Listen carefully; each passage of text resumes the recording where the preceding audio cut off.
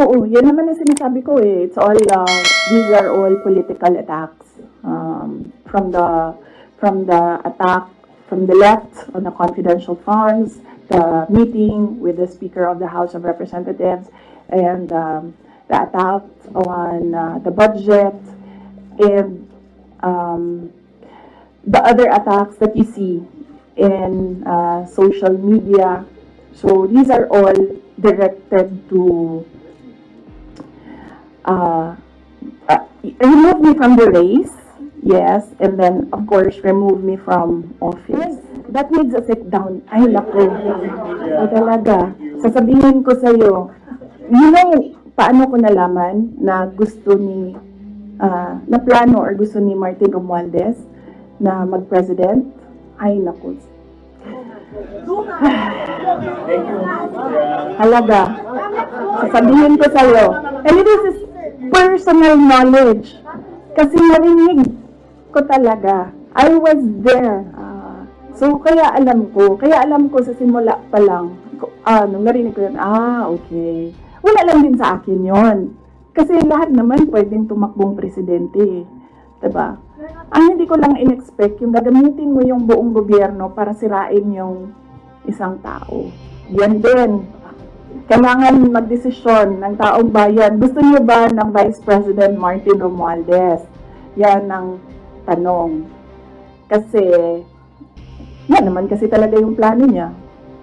So, kailangan mag-decide ng taong bayan if you want somebody sitting there na hindi ninyo binoto.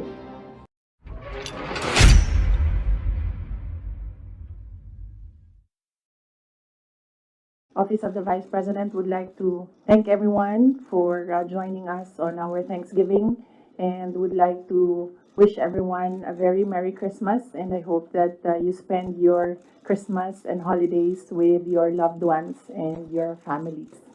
Thank you. Questions? Hi ma'am, good afternoon. Mads po from Net25. Ma'am, you decided not to go na sa NBI. Though, in a statement kanina, sinabi naman ni Director Santiago na magiging papa sila sa investigation. What's your take on this point?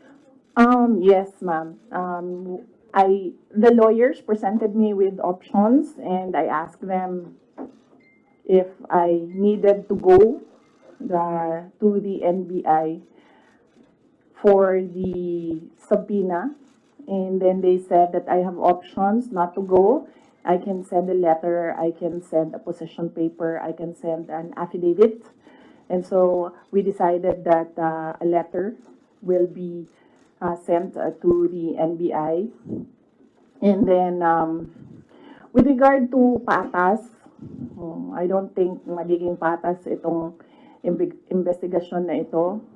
Dahil kung nakita nyo naman yung mensahe ng Pangulo na sinabi niya na ganitong kriminal na mga, sorry hindi ko maalala yung exact words na sinabi, pero sinabi niya ganitong mga kriminal na ingest, sinabi niya ganitong mga kriminal na gawain na hindi ko palalampasin. So, makita na natin, no, the pronouncements of the President, meron ng bias doon. And kung nakita nyo rin yung interview ng isang USEC ng Department of Justice, sinabi niya, a threat is a threat. Well, if you're a lawyer, you would argue na no, there's several kinds of threats. But nakita nyo na doon pa lang sinabi na niya kung ano yung position niya. At as a USEC of DOJ, we expect that that is the position of the Department of Justice. So kahit pa man pumunta ako doon, hindi ako pumunta doon, we believe, and I believe, that we, meaning the lawyers and I, believe that cases will be filed. So kahit pang sabihin nila na merong investigasyon, sa simula pa lang, nagdesisyon na sila na mag-file sila ng cases. Ma'am, clarification lang. Nabanggit niyo po, nagpadala kayo ng letter. Aside from that, magbibigay po ba tayo ng affidavit or statement po? Hindi na. tinanong ko sa lawyer kung idadagdag ko pa ba yung affidavit ko. Sabi niya, hindi na daw kasi nilagay ko naman na doon sa letter, nilagay ko na doon sa letter kung ano yung sasabihin ko sa affidavit. Thank you. Another follow-up. Next case. Good afternoon, Ma'am Celerina Monte from NHK. You have mentioned that there are already biases on how the government or the DOJ treat your case. So what would be the worst case scenario na nakikita ninyo na maaaring mangyari sa inyo? Okay. Ang worst case scenario, thank you, Ma'am Sel. Ang worst case scenario na nakikita namin is removal from office, impeachment, and then patong-patong na mga kaso, multiple cases to be filed, which the lawyers already told me to expect as well.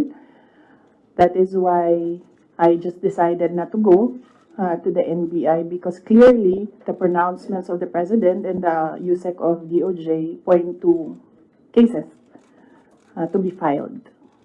So meron, parang may nag-raise before that it could be like a violation dun sa anti-terrorism law and plunder, which are non-bailable offenses. So, could that be part of the worst case scenario na hindi kayo i-arrest kayo just in case and no bail? Yes, that could be as well. That is a possibility, ma'am, for cases that are without bail. And as I said, when I read the subpoena, I read there it was for grave threats. Na hindi naman grave threats yung ginawa ko under the revised penal code, and it was for anti-terror law. So napaisip ako, bakit anti-terror law ang iniimbestigahan nila. And then, it's not the first time that I've heard of the anti-terror law used against a person. So the first time I read about it, they used it against Congressman Arnie Teves. So I inquired about what happened in Negros. So I was told, yun nga, there was a red notice, there was a AMLAC, freezing of assets, money, there was, well, a warrant of arrest, yes. And very recently, I read again the law, and then I found there that there is a provision there, removal from office. So on that point, it's still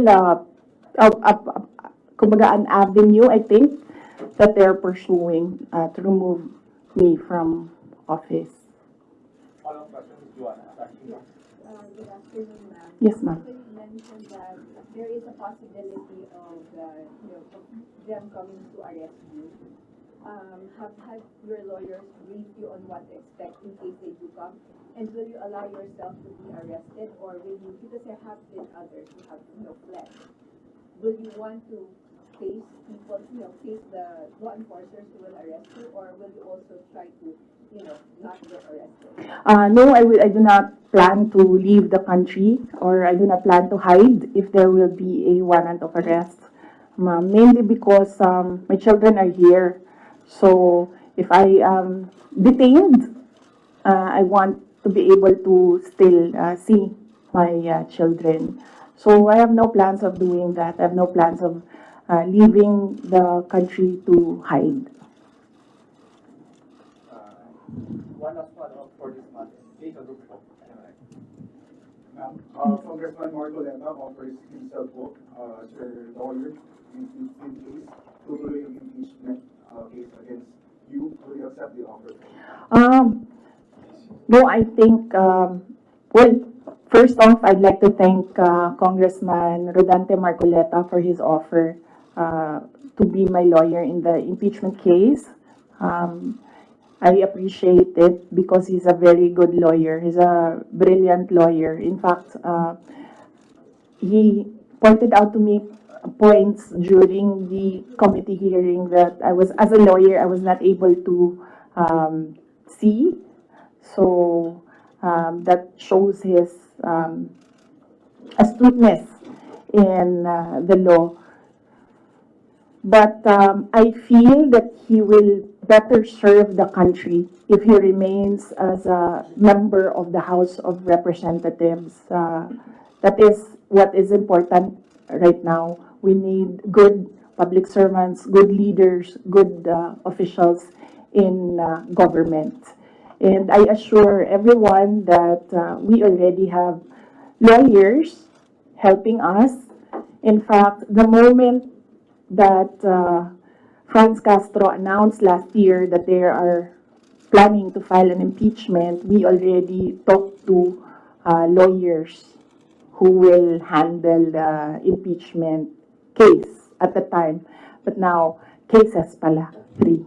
So we just need more lawyers. And we already discussed this with the first team that we hired as lawyers. Another follow-up. Please proceed. You want to show me the yes. Yes, ma'am. So, I just want to ask how are we preparing or what are our preparation and how are we going to respond to the impeachment or the worst case scenario? Oh, okay. Yes, ma'am. So, very recently, we had a meeting with the lawyers, and what was discussed there was the arrangements because we needed more lawyers. We are expecting another impeachment case now, so this may be 3 impeachment cases. So, and then we will await official copy of the articles of impeachment so that they can prepare the defense. We already have advanced copies of what is filed in the House of Representatives, and they're starting preparatory works right now. Sorry, sir. Sorry, sir. Continue.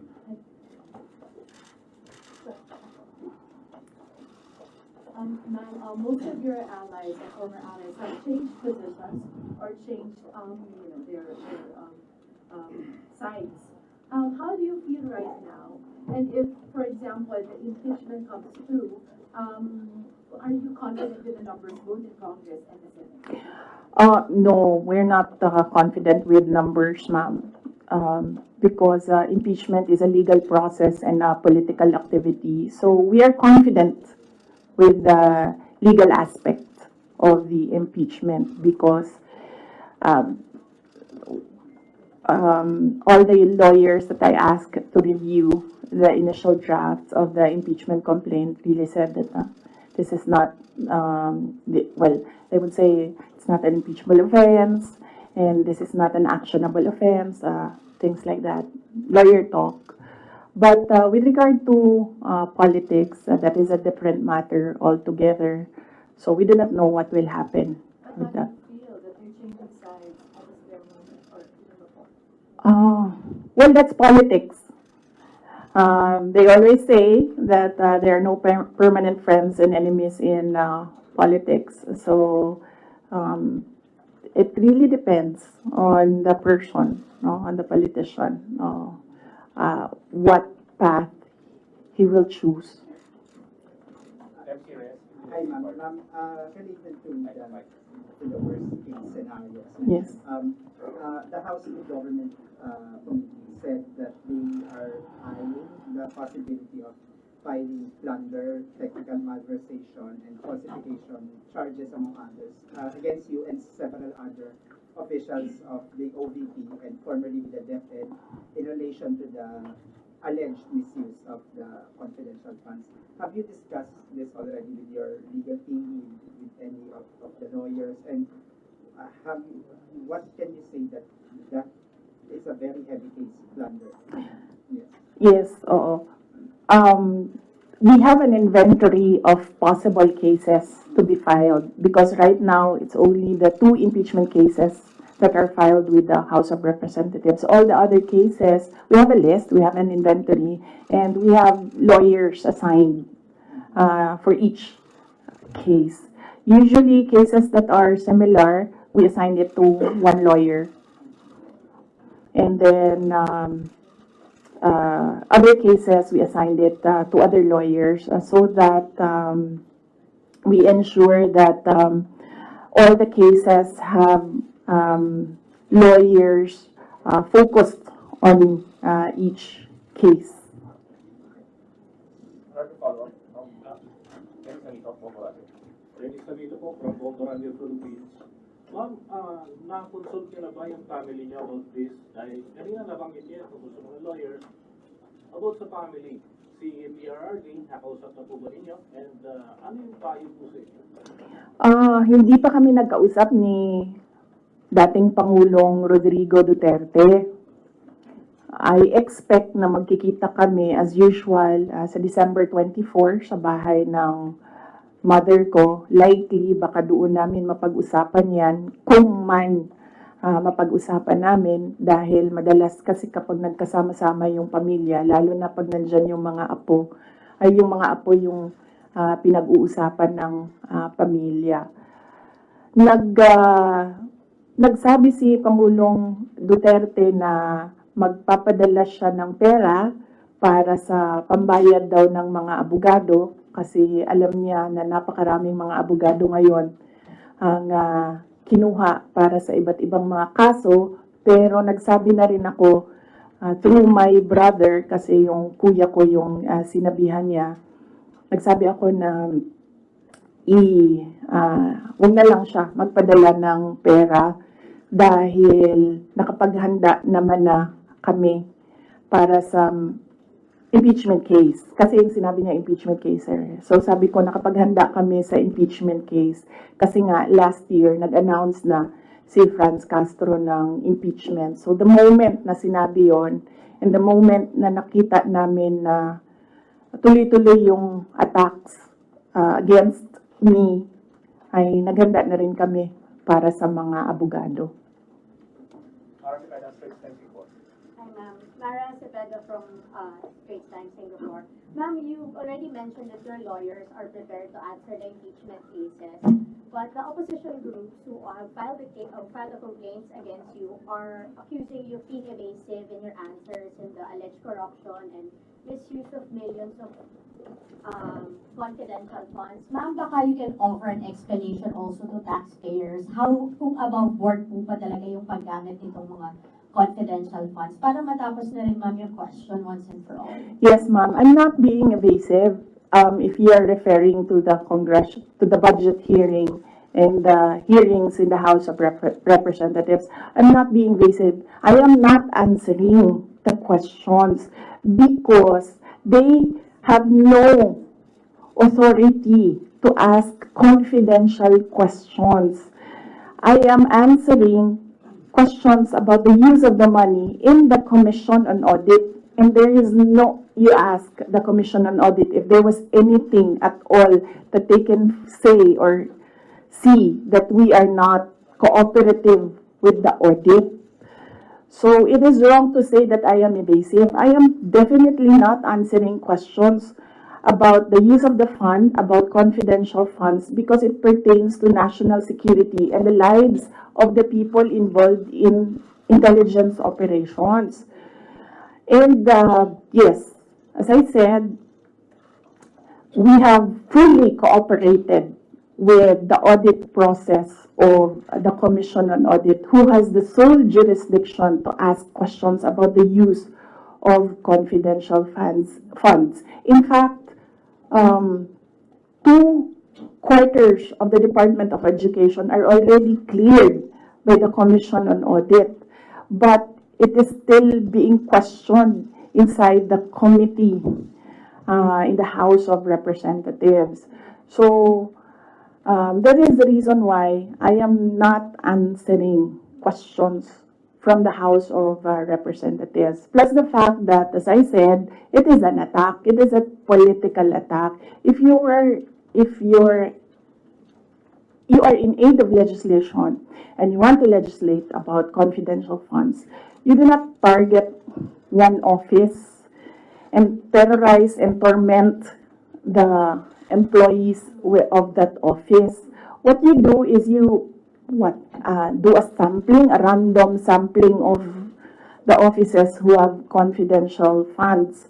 Why not call the office of the president who has billions and billions of confidential funds if you want to legislate about confidential funds? So that shows that they're singling out the office of the vice president. And I really feel that it's very disrespectful to the office of the vice president. That is also why when they ask that I respect their process, respect begets respect. So if they want respect, they should first respect the office of the vice president. That is what I was saying, that they don't like me, they don't like my person, they don't like Inday Sara Duterte, but they have to respect the office of the vice president. So if they want to investigate confidential funds, they don't single out one office. I understand, ma'am. VP, just a follow-up. Was it yesterday or the other day, the House also alleges that over 400 names na nag-sign po ng acknowledgement receipts. Again, on the issue of the confidential funds, wala daw pong records at the BSA. Ma'am, you can offer an explanation because we know that this is a legal proceeding, pero pinag-uusapan po siya ngayon, ma'am, sa bahay ng bawat Pilipino. Kaya explanation if this is above board or bakit wala silang birth certificate, ma'am? No, I will not explain. I will not give an explanation because it will entail that I explain intelligence operations which will compromise offices who do intelligence operations. It will really compromise how they work. So no explanation will be given to the members of the House of Representatives. One final follow-up for me, ma'am. Then what's your response to accusations that an office like the DepEd and the OVP have no jurisdiction naman to have these confidential funds that are spent for national security? Well, the confidential funds was the first transfer of confidential funds was from the office, from the contingent funds to the office of the vice president, and this was approved by the office of the president. The next year confidential funds was 2023. We submitted it to the Department of Budget and Management. It was approved by the Department of Budget and Management, and therefore it implies that it was approved by the office of the president because it was included in the National Expenditure Program, the NEP. So, and then it was approved by Congress as well. The only reason why we did not use the confidential funds in the fourth quarter for both offices because I was already flagged by a friend inside the House of Representatives that they will attack you using confidential funds. So yes, it was duly approved by the Office of the President and both houses of Congress as well as because it was included in the General Appropriations Act. So it was not, we presented it, we defended it, they approved it.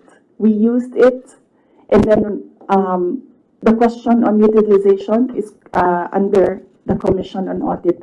That is how the system works. They cannot use or they cannot twist the system according to their personal interests.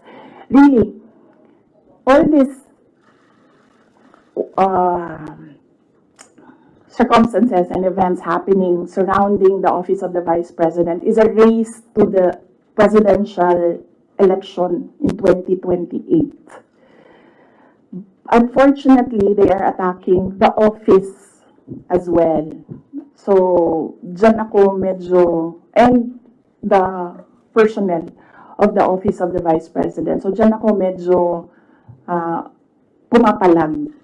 Wala namang problema kung atakihin ninyo ako. Kasi politiko naman talaga ako. Pero may problema ako pag inatake yung opisina at yung mga kasamahan ko dito sa opisina ng pangalawang Pangulo na nagtatrabaho lang.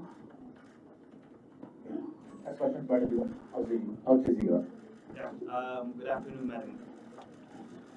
Good afternoon, Madam Vice President. I'm just going to pick up on Mara's line of questioning.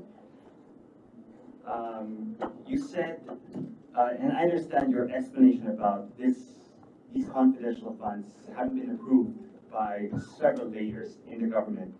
But maybe just to go back to the basics, if you can explain to ordinary Filipinos why the Office of the Vice President needs confidential and intelligence funds.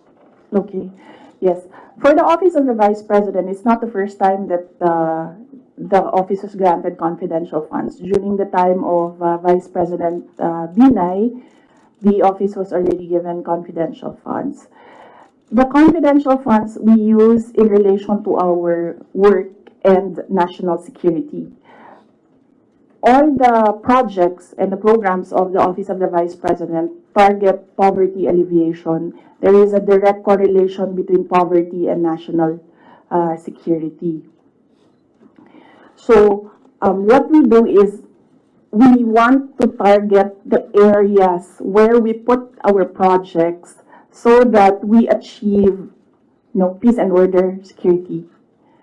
So we don't want to our projects put in areas where it is not needed for poverty alleviation. So we want to prioritize the areas. And the only way to do that is to use confidential funds to purchase information. So where are the target areas? We need that so that our projects will serve these areas. So that's why we needed the confidential funds. In the Department of Education, there is a correlation as well of the education and national security. In fact, that is one of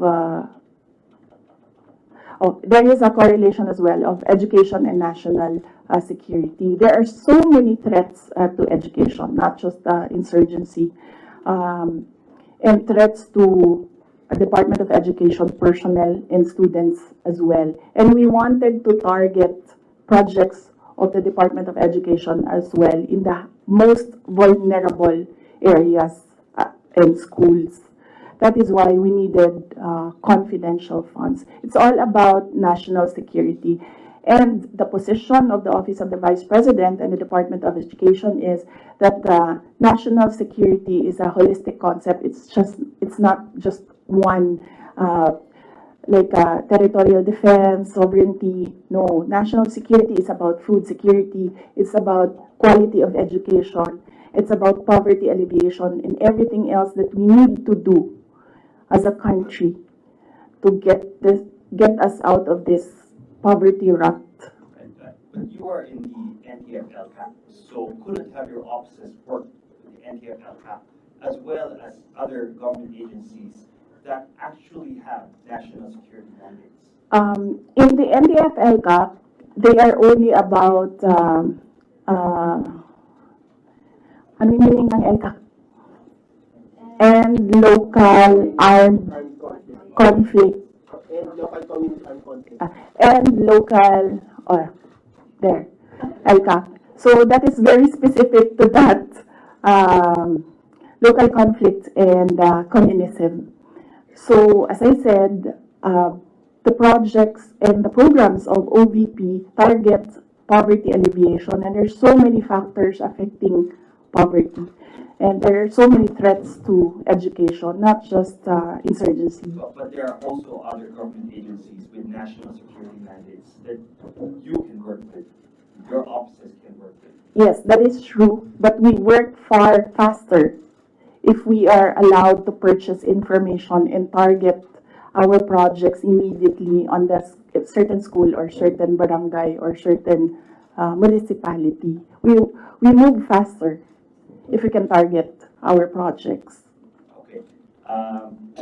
Going back to the confidential funds, that was also about confidential funds, but the names that are being verified by the Philippine Statistics Authority, I know you said that you can't explain because they're confidential in nature, but maybe just a yes or no, because other names have cropped up.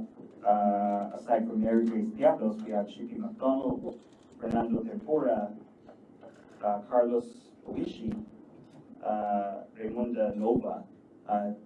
These were mentioned in a column at the Philippine Star, and Joel Chua, Congressman Joel Chua was quoted. Are yes or no, are these code names? Nakalimutan ko yung sagot ko. Sandali. I cannot explain confidential funds because it will entail explaining intelligence operations. And there is a law that prohibits officials who gathered information because of their office to divulge it in public. So it's the Anti-Graft and Corrupt Practices Act. There is a specific provision of law. You cannot divulge confidential information that you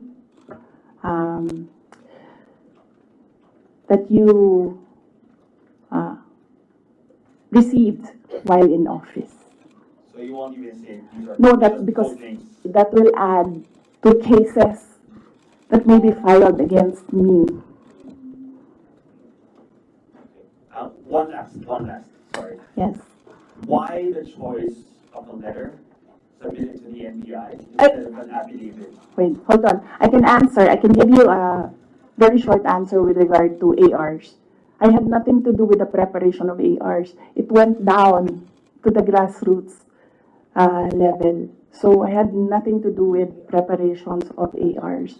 I was up here in the structure and money went down for information. So you have no knowledge why all these names were used in the acknowledgement receipts? In the first place, we do not even know if these are ARs which came from DepEd or OVP to COA, because there's a chain of evidence supposedly. In law, there's a chain of evidence, handling of evidence. So right now, nobody can really answer that because nobody knows if these ARs are true. Because we don't know if it came from us.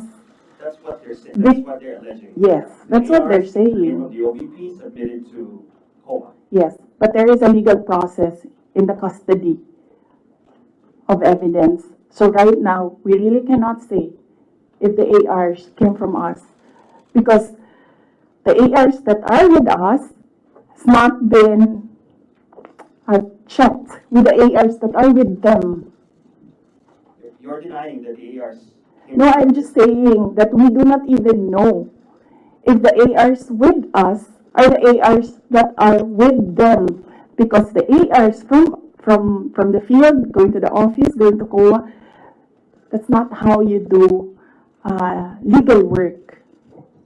It's not how you do legal work. There's a very stringent process in evidence. That is why even if there is no law prohibiting a person from divulging confidential information, person cannot answer that because we do not know if that paper that they're holding was the paper that came from the OVP and DepEd. Because there was no marking of exhibits. That was what I was telling Congressman Chua. You cannot ask the OVP personnel to say yes or no to an exhibit that was not marked as real and true, as correct, and as a faithful reproduction of the evidence of the office. So would your offices then be willing to certify?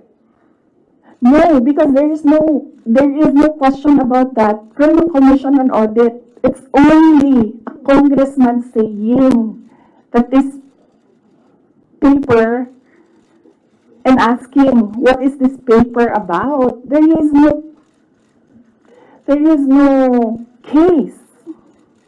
And that is to ask that about the paper is the sole jurisdiction of the Commission on Audit. Okay. So then if the Commission on Audit asks, That is what I was saying. We have been fully cooperative. with the Commission on Audit. Everything that they asked for, we submitted. That is why there was a partial disallowance only. And even then, we are not yet finished with the process because we can still submit documents that are required by the Commission on Audit. That is the problem right now, as I said. They are doing work that they are not that is not under the mandate of the House of Representatives. They cannot audit. They cannot question at all. They cannot make me answer and say that we represent the taxpayers and you have to answer. No, I will only answer to the Commission on Audit because that is the body who can ask us questions about the fund use. Next question. Got to make a again. Good afternoon, ma'am. Ma'am, on the issue of your budget not being reinstated or restored, your reaction first on the decision of the bicameral conference committee? Well, we do not expect anything about the budget of the Office of the Vice President anymore. As I said,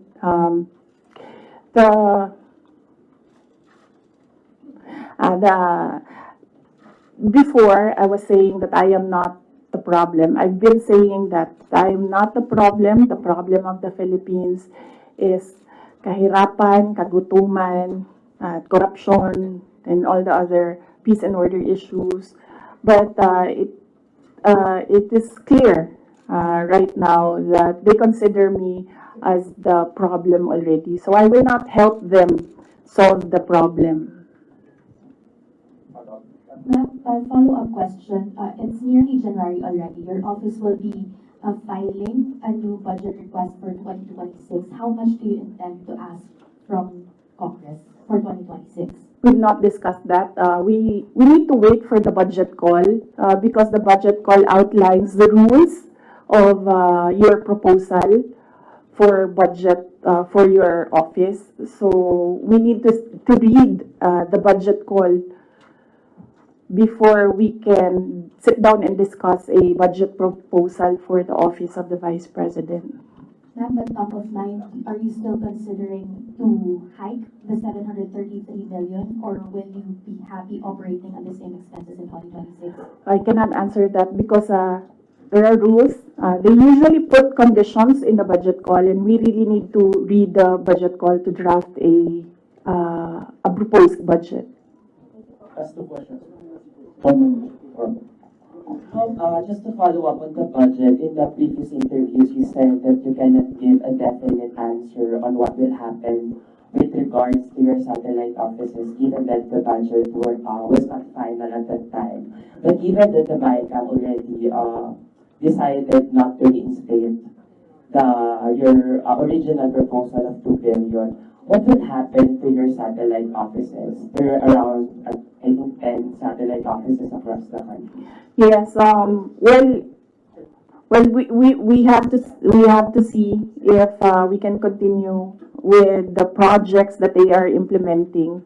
We need to see if the projects are still there, and then if they can still implement the projects. So that is something that we have to discuss with the execom of the Office of the Vice President. Nandun po ba yung possibility of shutdown? And then ano po yung nasabihan na po ba yung mga affected personnel just in case na mag-shutdown nga itong mga satellite offices? Galing sa central office ng Office of the Vice President, wala kaming sinabi sa kanila. Pero since nababasa naman nila sa media yung nangyayari sa budget, I am sure that they are preparing themselves as well. Good afternoon, Christian. Ma'am, it was mentioned before na po-pull out yung security nyo at papalitan. Meron na po bang update dito? Tsaka sumulat po ba kayo sa your Yes, wala pang update doon sa pull out and replacement. Nag-aantay kami sa Armed Forces of the Philippines kung kailan nila gagawin yon. Yes, nagpadala ako ng letter sa Chief of Staff ng Armed Forces of the Philippines. Meron lang akong mga nilatag doon na mga requests. Pinakauna doon is hindi na kami tatanggap well, ako, hindi na ako tatanggap ng replacements. So kung magtanggal sila, hindi na nila i-replace. Iwan na lang nila kung ano yung maiwan. And kung wala mang maiwan, dahil tatanggalin nila lahat, I already said that I will seek security arrangements outside of the Armed Forces of the Philippines already. Parang private na, mag-outsource na kayo. I mean, kasi normally naman, di ba, pag Vice President, may naka-designate dyan from the AFP, from the PNP. So, dahil nga, yun nga, may pull out, and so, ang plano nyo para mag-outsource na lang kayo. Yes, we are exploring private security services. Yes. So, my husband, ma'am. Huh? Would that be construed as a private? No, because there are professional security services. So that's not considered as a private army. And I do not know if these individuals are allowed to bring guns. So that makes them less of an army, ma'am, kung wala silang baril. Hindi ko alam yung sa professional security services. But that is one option that we are preparing for in case there is a pull out of the entire security detail from the Armed Forces of the Philippines. Initially, I asked my husband, and then he said that he'll make arrangements. Out of pocket lang. How much are you estimating for that? Well, wala pa kaming, we have not requested for proposals yet from service providers. We have not requested a proposal yet. So, but I think only Filipino organizations or agencies are allowed that kind of service within the Philippines. I think, Mama, I do not know. But I know that they are Filipinos, yes. Do you feel secure? No, I don't. Children? No, ma'am. No. But, no, I do not feel secure. As I said, that there's always been bias because when we see, say for example, DOJ, iniimbestigahan nila yung press con. Pero hindi nila iniimbestigahan kung bakit kami umabot doon sa press con na yon. Iniimbestigahan nila ang threat ko, no? Pero they've not ever investigated threats against me, which are all documented, but we do not give them the information because we don't trust them at all. Last two questions, right there for you. Ma'am, kasi sabi po ni ng mga congressman po, ma'am, kasi parang contrived lang daw yung threat ninyo. Parang it's just an imaginary threat. Like for example, si Asibre nagsabi na imaginary daw yung threat ninyo, unlike doon sa sinasabi na threat daw, yung inyong threat to the first family and Speaker Romuald. So what's your take on this po? Kasi parang dinidismiss po ng mga congressman na kayo po ay nagkaroon ng threat sa inyong buhay. Parang sinasabi nila, hindi naman, parang imaginary lang yung threat ni Vice President as opposed to sa sinabi niya doon sa press conference. What's your take on this? Yes, we have documents, sir. We have screen caps, we have photos, we have police blotters, we have everything on file. But I never talked about it before because I felt na it was part of my job as Vice President. You get that? Aba? So, and it does not affect my work. So, all the more that it was inconsequential for me at the time. But right now, seeing that they are picking out words that I said and making a case out of it and saying that these are threats. So I think they should start with, where is this coming from? That is the question that they should ask themselves. But I don't think they'll ever ask that of themselves. So we'll just move on to the cases and the impeachment and whatever will come in the new year. Ma'am, do you regret saying or making such threat to the President and the First Lady and the Speaker? At no, ma'am, buti na yung alam nila, ma'am, na pag namatay ako, hindi talaga ako, I will not die in vain.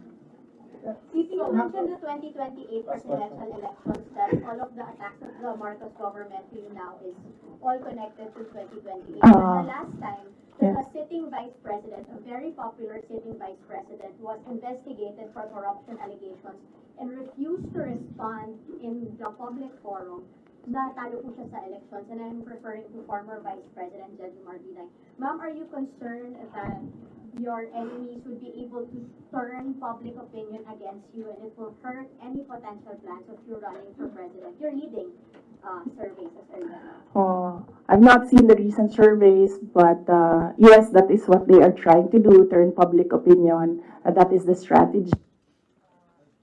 But yes. So, yes, that is what they are trying to do, turn public opinion. That is a common strategy in politics. Black propaganda and everything. Will it hurt my chances? I'm not yet a candidate. So right now, I am just the Vice President of the Republic of the Philippines and working for the country. So I am not yet a candidate, so I do not know if this will affect me.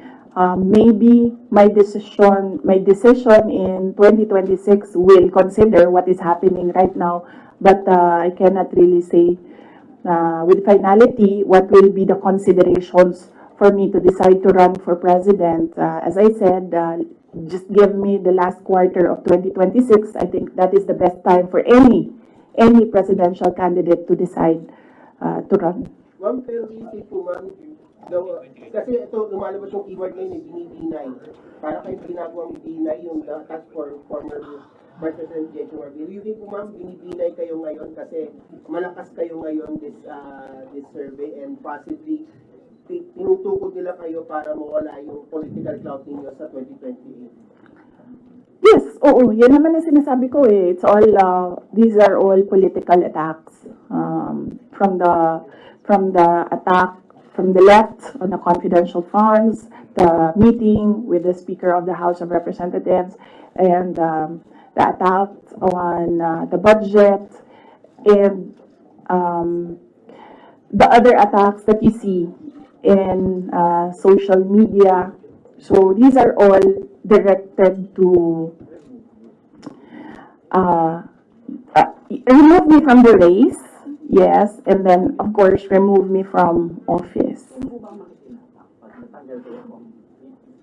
Ay, that needs a sit down. Ay, naku. Ay, talaga. Sasabihin ko sa'yo, you know, paano ko nalaman na gusto ni, na plano or gusto ni Martin Romualdez na mag-president? Ay, naku. Halaga. Sasabihin ko sa'yo. And this is personal knowledge. Kasi narinig ko talaga. I was there.